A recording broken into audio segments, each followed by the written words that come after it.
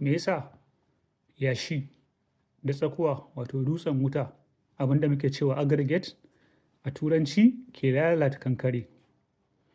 Yawancin kankare na lalacewa ne ba wai saboda matsalar siminti ba.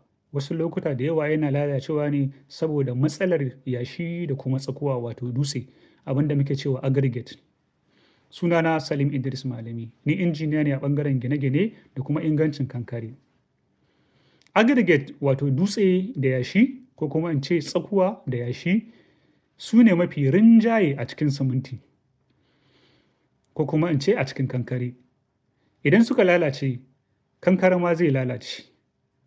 Matsala ta farko da take faruwa shine samun yashi mai laka ko kuma in ce yumɓu abinda muke kira taɓo a Hausa. Laka tana hana siminti ɗaurewa wato yana hana siminti samun abinda muke cewa binding. Sannan ƙarfin siminti sai ya ragu abinda muke cewa strength. Sannan sai fashewa ta zo wato abinda muke cewa crack. Dalilin ku zuwan fashewan nan shine abinda muke cewa shrinkage wato motsewa na kankare saboda me yumɓu ya tara wasu gurare sannan idan ruwan da yake cikin yumɓun ya tashi sai kankare ya matse sai a samu abinda muke cewa wato crack.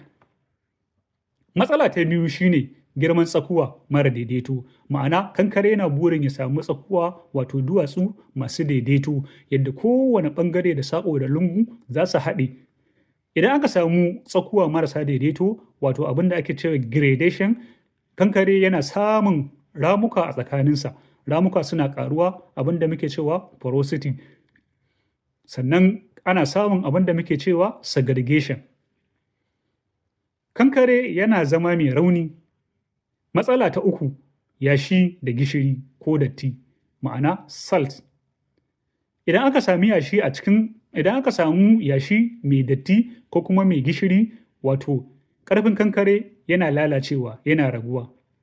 Sannan yana kawo matsala a durability na kankare domin zai iya haifar mai da tsatsa. Domin shi wannan gishiri idan ya kai wani yawa ko kuma in ce percentage yana haifar yana breaking wata layer wato wani ɓangare da yake bawa ƙarfe kariya a ciki to sai ya fara haifar da tsatsa a cikin kankare. To menene ya dace ma'aikata domin kare waɗannan matsaloli? Na farko, idan yashi da datti a cikinsa ko kuma ƙazanta a cikinsa ana wanke shi. Sannan a zaɓi tsakuwa mai girma ko kuma a cire ta daga cikin kankare wadda ba ta zama ta yi daidaito a cikin kankaren ba.